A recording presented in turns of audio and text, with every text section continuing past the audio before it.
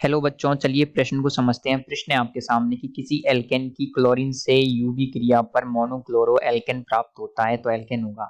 तो आपको यहाँ पर ये दे रखा है कि क्लोरीन की पराबैंगनी प्रकाश की उपस्थिति में मोनोक्लोरीनीकरण कराने पर आपको एक एल्केन प्राप्त हो रहा है। तो वो एल्केन क्या होगा? पहला विकल्प है न्यू पेंटेन, दूसरा विकल्प है प्रोपेन, तीसरा विकल्प है पेंटेन, चौथा विकल्प है आइसोपेंटेन। तो आपको बताना है दिए गए विकल्पों में से वो क्या होगा। तो दिए गए प्रश्न की मुख्य अवधारणा ये है कि आपको यहाँ पर क्या करना है, एल्केन की पहचान करनी है। अगर आप उस एल्केन को पहचान पाएंगे जो आपकी अभिक्रिया में काम आ रहा है, तो आप इस प्रश्न को हल कर पाएंगे। तो आपको क्या करना है, यहाँ पर एल्केन को देखना है, कौन सा एल्केन वो है आपको ये पता लगाना है। तो आपको अभिक्रिया क्या दे रखी है? देखिए अभिक्रिया दे रखी है कि किसी एल्केन की क्लोरीन से यूवी क्रिया पर आपको दे रखा है एल्केन। एल्केन का क्या कराया जा रहा है? क्लोरीनीकरण। क्लोरीन से रिएक्शन करा रहे हैं, काय की उपस्थिति में? प्रकाश की उपस्थिति में, जिसको व्यक्त करते हैं आप एच न्यू। तो आप सभी लोग जानते हैं जब एल्केन की रिएक्शन कराई जाती है तो क्या होता है, मोनोक्लोरीनीकरण, यानी कि एक क्लोरीन जुड़ी जा रही है। तो क्या हो जाएगा, मान लीजिए मेरे पास में कोई एल्केन है, उसमें मैं क्या कर दूंगा, एक क्लोरीन जोड़ दूंगा। तो आपको बताना है वो एल्केन क्या होगी।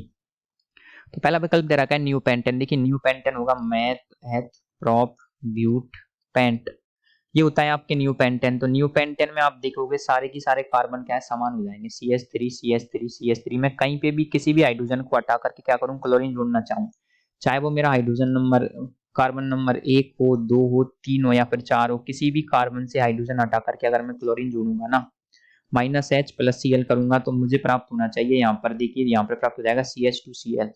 कार्बन कार्बन, हाँ, कार्बन कार्बन, और यहाँ पर प्राप्त हो रहा है CH3। कहीं पे भी जोड़िए आप, कहीं पे भी चारों कार्बन में से किसी भी जगह पर आपको केवल समान उत्पाद प्राप्त होगा। चारों कार्बन सेम स्थिति पर होने की वजह से यहाँ पर आपको केवल एक ही उत्पाद प्राप्त होगा। तो सीधी सी बात है, वो मोनोक्लोरो एल्केन क्या हो जाएगा, ये हो जाएगा आपके नियोपेंटेन। तो पहला विकल्प हमारा सही हो जाएगा, लेकिन बाकी के विकल्प भी हमको चेक करने पड़ते हैं। तो हम प्रोपेन को चेक करते हैं। मान लीजिए मेरे पास प्रोपेन है, तो प्रोपेन क्या होता है, CH3 CH2 CH2 और CH3। अब देखिए यहाँ पर 3 कार्बन है, अगर मैं नंबर 1 और 3 पे जोड़ूंगा ना तो सेम बात है, लेकिन अगर मैं नंबर 2 पर जोड़ूंगा तो अलग बात है। तो यहाँ पर आपके दो प्रकार के उत्पाद प्राप्त हो जाएंगे आपको। हाँ, तीसरा विकल्प दे रखा है पेंटेन। तो 1 2 3 4 5, आप देखेंगे यहाँ पर तो कई प्रकार के उत्पाद प्राप्त होंगे। अगर मैं नंबर 1 और 5 पे जोड़ूं बात बराबर है, नंबर 2 और 4 पे जोड़ूं बात बराबर है, लेकिन अगर मैं नंबर 3 पे जोड़ूं तो बात अलग है। तो आप देखेंगे मुझे यहाँ पर तो 3 तरह के उत्पाद प्राप्त हो रहे हैं।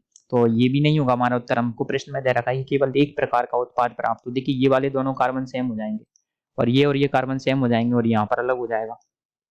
अगला विकल्प दे रखा है आइसोपेंटेन। तो देखिए मैथ एथ प्रोप ब्यूट और पेंटा। आइसोपेंटेन में भी देखिए आपके अलग अलग प्रकार के उत्पाद प्राप्त होंगे। मैं यहाँ पर हाइड्रोजन लगा सकता हूँ, हाइड्रोजन हाइड्रोजन हटा करके क्लोरीन लगा सकता हूँ, मैं यहाँ पर लगा सकता हूँ या फिर यहाँ पर लगा सकता हूँ। तो यहाँ पर भी एक तरह के उत्पाद प्राप्त नहीं हो रहे हैं, एक तरह के उत्पाद प्राप्त होंगे केवल न्यू पेंटेन में। इसलिए हमारे प्रश्न का उत्तर आ जाएगा विकल्प ए न्यू पेंटेन। तो आशा करते हैं आपको प्रश्न का उत्तर समझ आया होगा। धन्यवाद।